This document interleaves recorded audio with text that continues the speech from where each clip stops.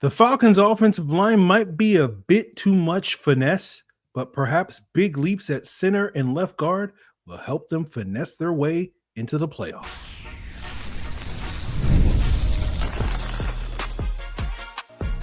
You are Locked On Falcons, your daily Atlanta Falcons podcast. Part of the Locked On Podcast Network, your team every day. Well, welcome back, everyone, to another illustrious episode of the Locked On Falcons podcast, your daily Atlanta Falcons podcast, part of Locked On Sports Atlanta, your team every day. And today's episode is brought to you by FanDuel, where right now new customers can get $200 in bonus bets when your first $5 bet wins. So if you do not know me, I'm your very humble host, Aaron Freeman, a.k.a. Mr. Drew, a.k.a. the Jolly Green Giant, a.k.a. Mr. a.k.a. And I've been covering the Atlanta Falcons for almost 2 decades, formerly at falcfans.com, RIP, still going strong in this illustrious podcast where I've been podcasting for almost 15 years. And I thank each and every one of you that go strong with me as everydayers. That means you make this podcast your first listen each and every day. And all you got to do to become an everydayer is subscribe or follow for free on YouTube or wherever you listen to podcasts to get the latest episode as soon as it is available. So later today, we will be joined by John Williams and Jay Smith, the co-hosts of Locked On Sooners, to talk about Billy Bowman. But we'll start today's episode looking back at 2024. You know, when things start to slow down at this point in the calendar, while others might be talking about hypothetical, fantastic, tight end trades, we tend to focus on the things that, exist in reality, the things that actually matter for this upcoming season that we're all pumped for. And, yesterday we talked about the different routes and the ways that, various receivers on this team and passers on this team can get better. And we'll have a similar conversation when we talk about ways that this team can get better in short yardage as a conversation about their run game and their offensive line. And this was something that I went back and looked at the stats because I knew there was a difference here, but I didn't know quite what it was. And it was worth revisiting to me. But we look at the short yardage situations for this Falcon team last year. And by the way, we're talking exclusively about run plays when there was 1 or 2 yards to go. For those of you that don't understand, when there's 1 or 2 yards to go, those are overwhelmingly rundowns. I believe like with 1 yard to go, it's 75% runs. With 2 yards to go, it's like 60% run or something along those lines. And then with 3 yards to go, it flips, and those tend to be more passing downs. But these are the short yardage situations. And one of the things that has, I think, been a bother to the Falcons the last couple of years, especially in 2023, less so in 2024, as I came to find out, is that they have struggled in those short yardage situations. And this past year, looking back at the stats, you can see the Falcons were generally good in short yardage this past year, but there's a clear dichotomy between when Drew Dalman was the starting center for those 8+ games that he was in the lineup versus when Ryan Neuzil was in the lineup for almost 9 games, right? And the Falcons' short yardage conversion rate, their first down conversion rate on those short yardage situations with Dalman in the lineup was 75%, which would have been 5th best in the NFL. And with Neuzil in the lineup, it was 56%, which would have been tied for dead last in the NFL with the Miami Dolphins. And what was interesting, going back and you look at the games, and if you take Dalman's first game back against the Chargers coming out of that bye week, and you remove that from the data because that was the one game that Dalman started out of the 8-game sample that we're talking about, where the team had less than 50% conversion rate in those games. The Falcons, outside of that game, would have had a short yardage conversion rate of 82%, which would have been the best in the NFL, outpacing the Baltimore Ravens 81%. And of course, you're probably saying, well, if you're going to remove that data for Dalman, what would you do if you did the same for Neuzil? If you removed the Chiefs game, which in that game, the Falcons went 1 for 3 in short yardage, but the one time they did convert in that game, Dalman hadn't exited the game with his injury, and the 2 times they missed was with Neuzil in that game. That was Neuzil's worst game. Then it would jump from 56% to 58%, which would go from 32 to 30th. And so, you would have to basically remove Neuzil's worst 4 games, Kansas City, the first Bucs game, the Dallas game, and the Denver game, to get the Falcons to a level that is outside of the bottom 10 in short yardage conversion rate, which would move them up to 67% and be 19th. And it's notable to me because this kind of changes my perspective a little bit on the decision to make Dalman walk. For those of you that were not listening to the podcast back in February and March, I was not in favor of letting Dalman walk, but I certainly thought there was a price point that I wasn't willing to go over. And I can't recall if it was a $10 million or $12 million, somewhere in that range. where I was like, it's a little too rich for my blood. But had I known this information at that time, it probably would have changed my perspective, right? Because essentially, to be as good as the Ravens were with Lamar and Derrick Henry, to me, is very notable. And I didn't look up the stats at that point. Especially, I knew that the Falcons were better in short yardage with Dalman late in the game, but I do remember talking about those struggles in that Chargers game when the Falcons were 3 for 8 in short yardage, where I thought Dalman got pushed around. And I remember thinking about this after the Giants game, where the Falcons were very effective in short yardage. I think they were 5 for 6 in that game. And my conclusion was like, well, they were benefiting from Dexter Lawrence not being in the lineup. And so that to me is an example of where I think my vision was clouded a little bit by, putting a little bit too much emphasis on a handful of plays watching the film, where if I had taken a step back and actually looked at the bigger picture and looked at the stats, I probably would have been a little bit of a different mindset when it comes to Drew Dalman, because I knew early in the season they were roughly average in short yardage, converting 67% in those first 2 games that Dalman started before he got injured in week 3. But I remember certain instances like that 4th and 1 stuff late in that Philadelphia Eagles game that gave the Eagles the ball back. And then fortunately for the Falcons, Saquon dropped the ball on that drive and they settled for a field goal. And then the Falcons got the ball back and Kirk and Mooney hooked up a bunch of times and the Falcons went down the field and scored the game-winning score in the final 2 minutes. But to me, what stood out to me was that was a game where the Falcons were dominant on the ground for 3 quarters, but then when they needed to get a yard to sort of, win the game, they couldn't get a yard, right? And let's be clear, like, I don't think these struggles in short yardage are solely because of the center position. It would be very convenient to just blame it all on Ryan Neuzil, but going back and watching some of the film, I think it was a variety of factors that contributed to the Falcons' short yardage issues, and we'll talk about those factors coming up. But before we get there, like when we're talking about this and why we're talking about this, it's not to be a doomer, right? It's because I think you guys as listeners deserve, facts and data, right? And the data basically shows consistently that the Falcons have to be better in a number of areas.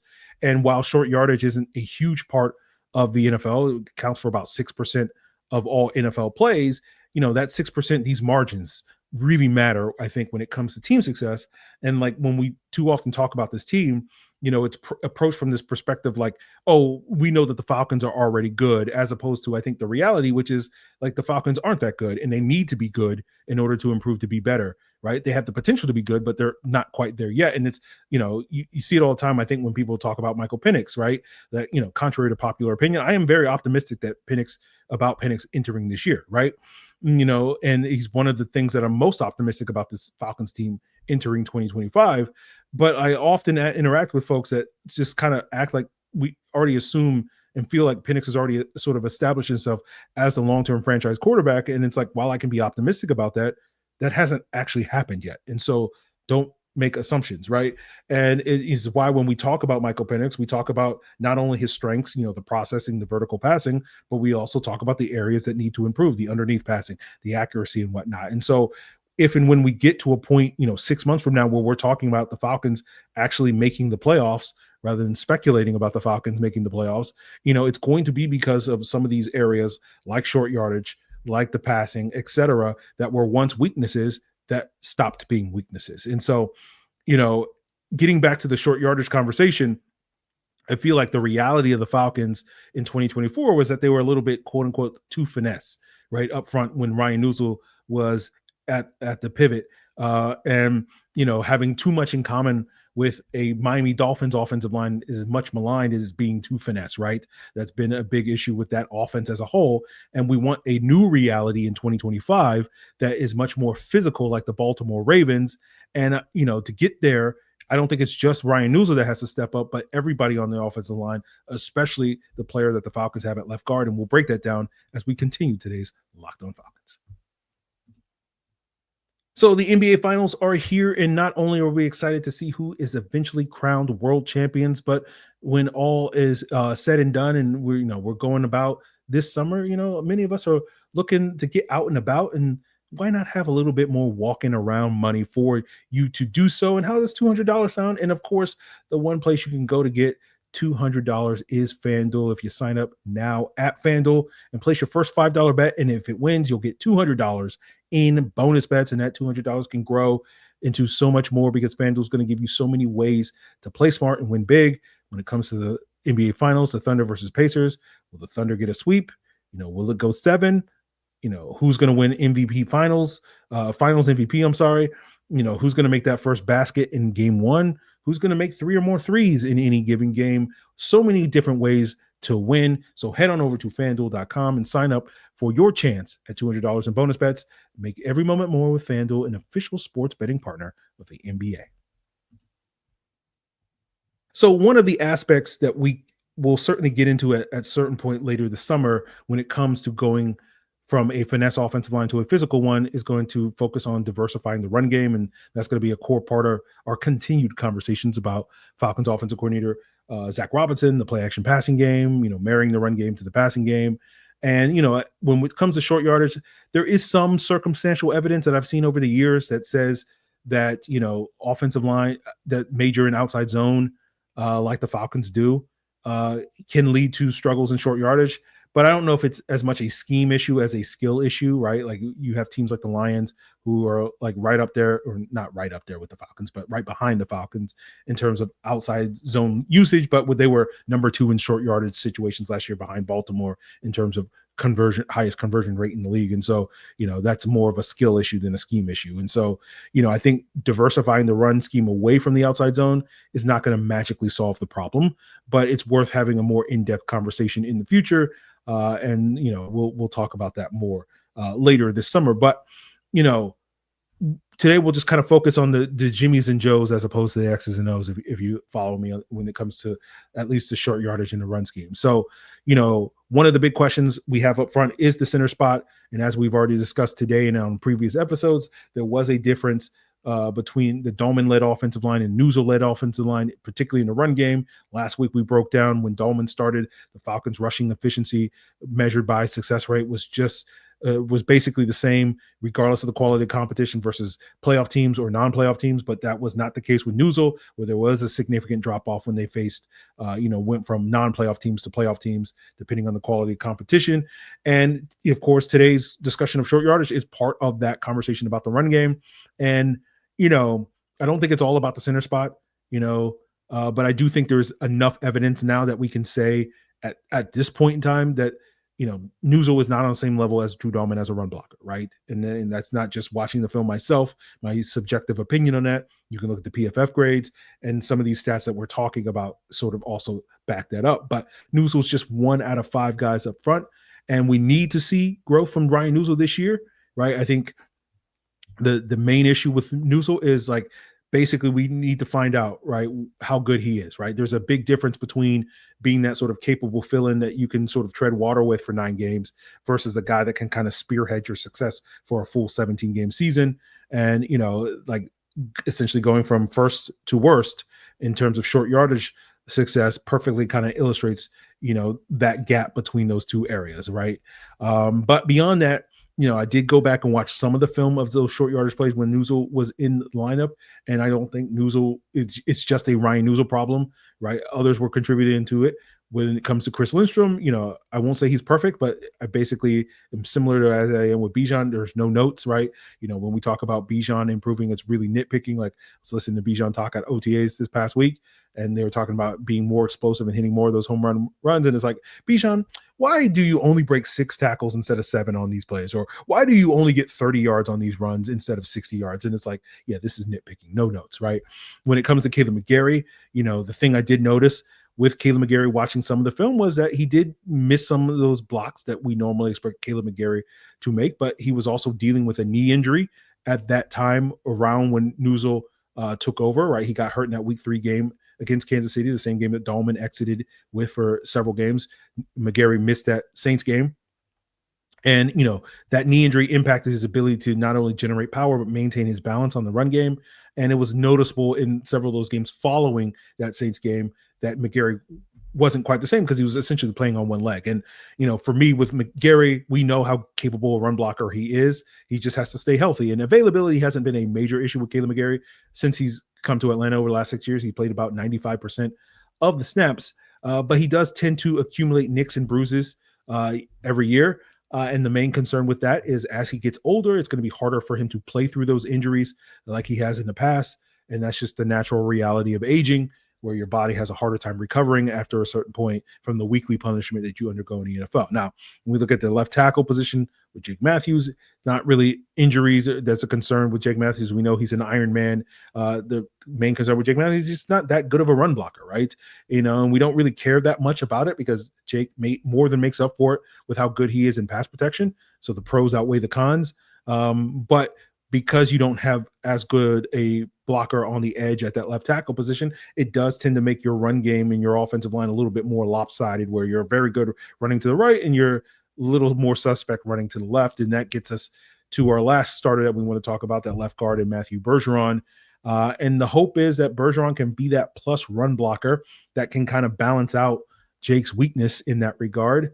I don't think we'll get to a point like Thanos would prefer, where we are perfectly balanced when it comes to our ability to run right versus left, but at least we can even it out a little bit.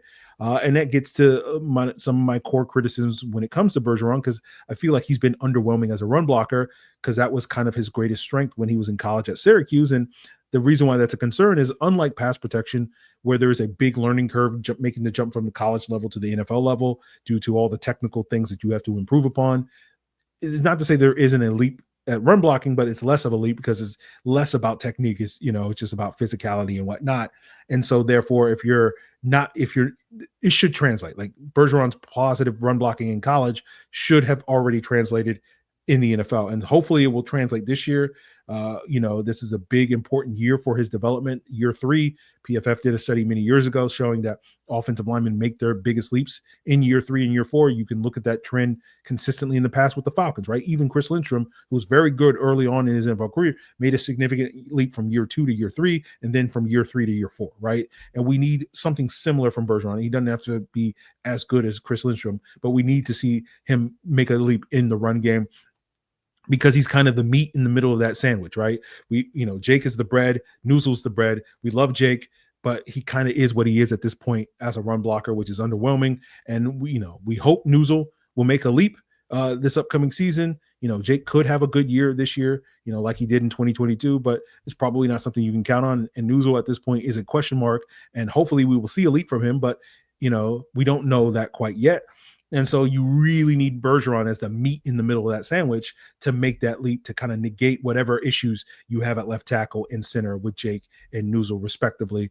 It's not to say it's all on Matthew Bergeron, but since he is a guy that you traded up into round 2 to get, versus a guy like Neuzil, who's an undrafted free agent, you certainly have higher expectations on Matthew Bergeron. The Falcons just gave Neuzil a 2-year deal that's making him basically the 15th highest paid center in the NFL. And while that clearly shows that they're confident and optimistic in his abilities, it's also telling you that they don't really expect him to be anything more than an average starter. And if he is that this year, that's going to be a win for this football team. And, we don't need Neuzil to be on Dalman's level, right? And although we're not going to complain about that if he is, but when we talk about Bergeron's future, we're 2 years away from making a financial commitment to him. But we've seen the guard market explode in recent years, and guys are hitting the market and making $18, $19, $20 million a year, if not more.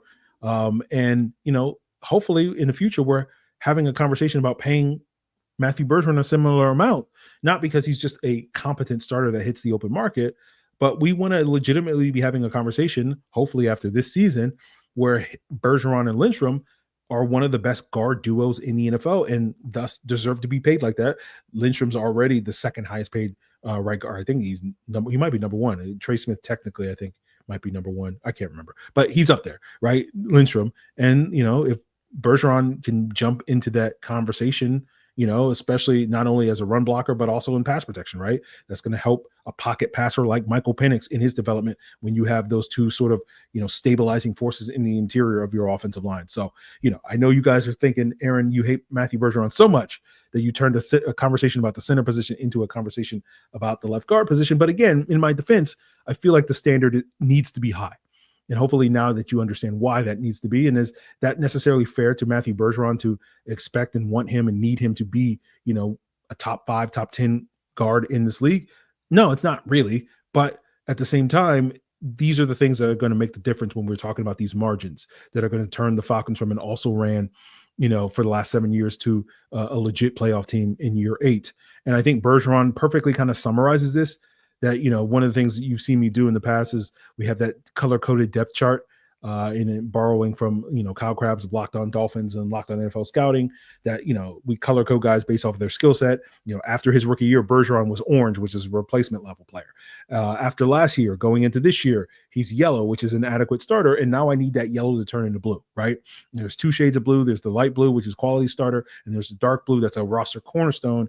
And I need, in the case of Bergeron, I need him to turn from yellow to blue, just like I need the Falcons to turn from yellow to blue. And again, we always say this year, this year's going to be different. We're going to turn blue this year. And it's like this team's ability to turn blue is really dependent on some of these small things like the short yardage and the improvements made by the lesser players. Again, we always focus on the quarterback. We focus on the scheme and the coaching, the pass rush, all these things. These are the big things that we need to get more out of the Falcons, but there's also a lot of other things that the Falcons, and that will be an ongoing conversation here on Locked On Falcons. But we will continue today's conversation talking with John Williams and Jay Smith of Locked On Sooners about Billy Bowman as we continue and wrap up today's Locked On Falcons.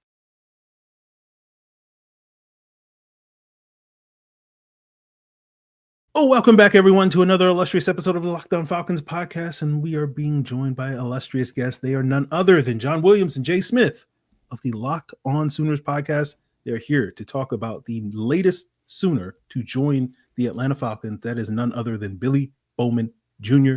Guys, how you doing this afternoon?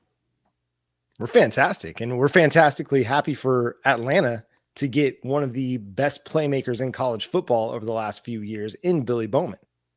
Yeah, 100%. That you guys picked up a dog, and that's not. I mean, I know that word is very used very loosely nowadays. You for real got one. Absolutely. And so you talk about those playmaking skills. You talk about the ball production. You talk about the interceptions, the pick sixes, all those various things.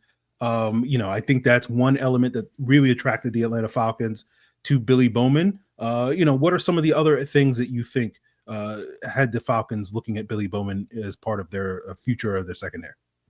He's a significant leader. He's been a big part of what has allowed Brent Venables' defense to improve over the last several years. He was one of the few holdovers from the Lincoln Riley era. He was a part of Lincoln Riley's last recruiting class in 2021, was a 4-star prospect out of North Texas, and hung in there. He stayed with Oklahoma, stayed with Brent Venables, and developed. He got better along the way. You talked about the versatility. His true freshman season, he was playing a lot of nickel corner for them, playing a little bit of safety as well. He got thrown into the fire, and he held up well at times in that true freshman season, even though the defense for Oklahoma was still pretty It just wasn't very good. And then as Brent Venables came in, he took on that safety role, played a lot in the box, also played a little bit of free too, but matched up against tight ends. And he showed every element that you're looking for as a safety. He showed physicality at the catch point. He showed the ability to go up and get the football. He showed the ability to come up and make the tackle in the run game. So to me, he's the total package. And I'll compare him to a safety that I loved back when I was covering the Dallas Cowboys and the NFL draft, Antoine Winfield of the Tampa Bay Buccaneers. He reminds me a lot of that dude. And he was one of my pet cats back in his draft year. Loved that, Tampa Bay was able to get him. I wanted Dallas to get him, but he just reminds me a lot of him in that he's able to do a lot of things very, very well. He's very athletic, and he can help a defense win a lot of football games. I think Brett Coleman had the best analogy or just description of Billy Bowman. He said this year's annual day 2 safety prospect that God carved entirely out of smelling salts and angst. And it's a perfect description of Billy Bowman. John touched on all of his abilities as a leader, and a lot of the players I've talked to, they talk about Billy Bowman and how he helped them develop as leaders as well. And so on the field, off the field, they really showed him the way, and he's infamous for that. On the field, though, not only does he run like that 4.42 speed, and it really shows on the field, one play to go watch. Brent Coleman, I actually put it on my Twitter account as well, at Unfair Sports. You can find it there too. But Brett Coleman had posted a video of him against Missouri, which I think is the perfect encapsulation of what Billy Bowman is. In the play, it was 4th down. Billy's calling plays, telling everybody where to go. And as soon as it's hiked, he redirects himself from left to right immediately, goes full speed at Luther Burden, who also has to redirect himself because the defender forced him to go back a little bit further. And then when he makes the cut, Billy is there, perfect moment, smashes him right out of bounds, stops the fourth down play. That's Billy Bowman. That's the stuff that he does. He gets there fast, he hits really hard, and he hits there fast. So that's something that the Falcons fans should be really excited about, is that you're going to get somebody level just watching Billy Bowman play. Yeah, watching him, and obviously I haven't watched nearly as much of Billy Bowman as you guys have, and hopefully, I'll, dig a little bit more into the tape as we get geared up for this NFL season. But, a lot of sort of his play style reminds me a lot of, I called it a human missile, where he's just going to kind of run around with that speed, and, he's going to go out there and launch himself into players. And I think that's, not only a valuable skill set for a safety, who has to sort of cover the back end. But one of the things that the Falcons have spoken about after drafting Billy Bowman is that they have big plans for him, maybe as more of a big nickel slot defender. And you sort of mentioned that that's kind of where he got his start at Oklahoma. And sort of, I'm curious to pick your guys' brains on what you think, he projects in that specific role at the next level. I think his athleticism and his quickness allow him to match up really, really well in the slot. I think he can be that guy. He can cover tight ends. He can cover the slot wide receivers. You want to go back and watch what he's able to do in the box, and go back and watch OU Texas from 2023. Early in that game, Texas has the ball in the red zone. Quinn Ewers tries to pass to Jatavian Sanders, Carolina Panthers tight end Jatavian Sanders. Billy Bowman cracks him at the catch point. Ball pops up in the air. Oklahoma intercepts it, stops the drive. A little bit later in that game, Texas has the ball down at the goal line. They get to a 4th and 1 because they can't run on Oklahoma's defense.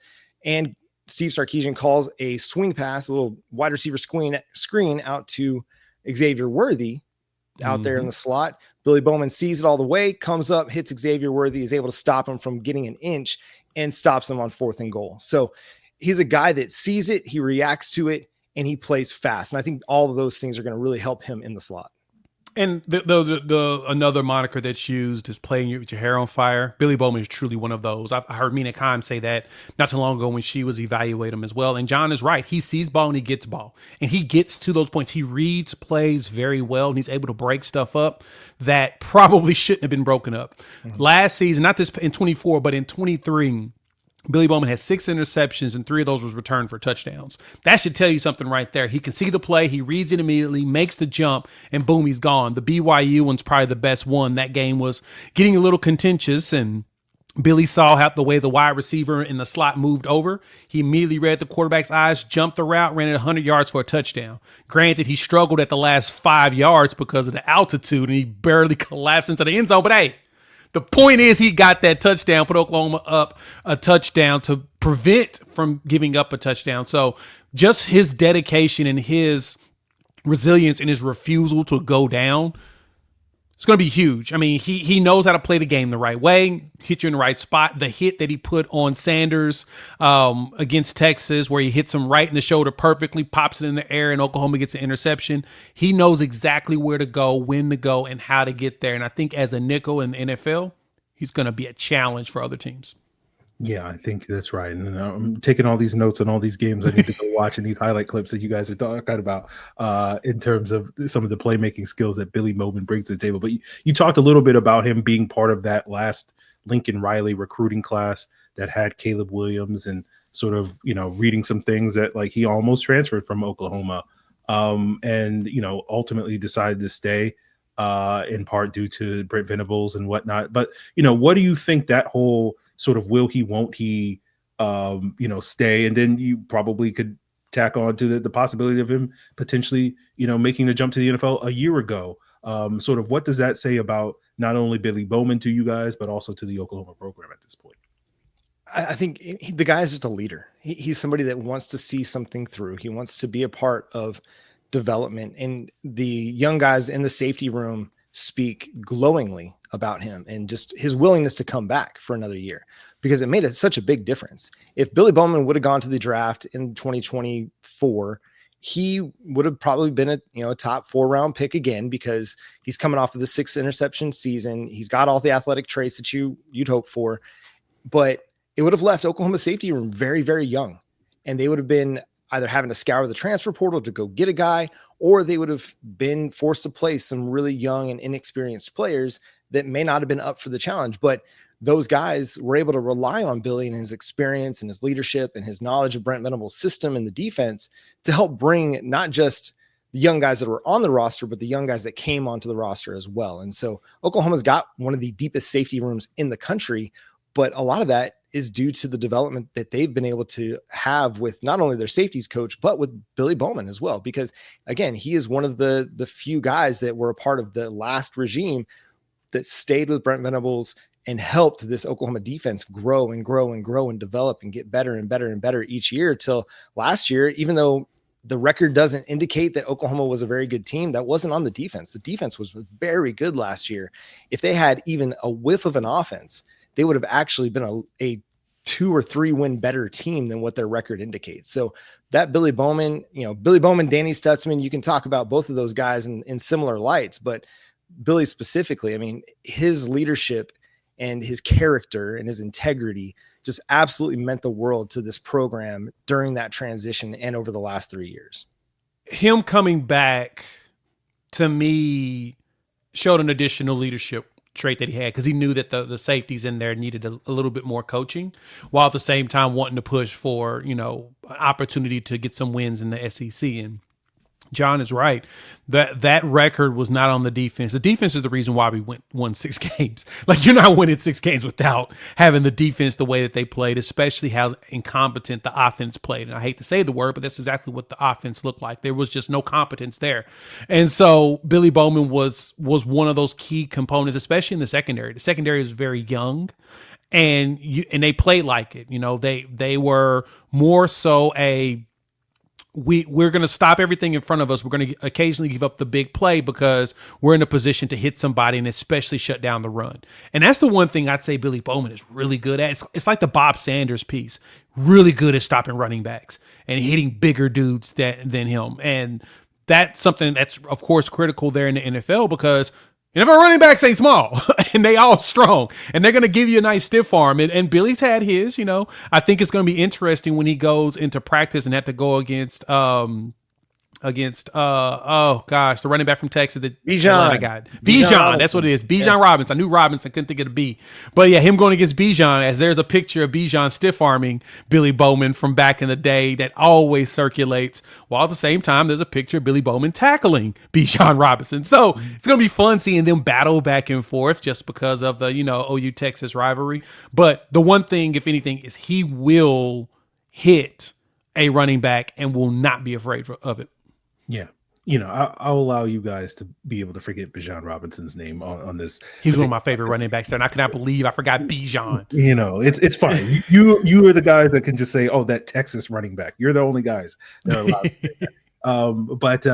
that. Appreciate you guys' insight on Billy Bowman. Is there anything else that you want the Locked On Falcons listeners to know about Billy Bowman before we duck out of here?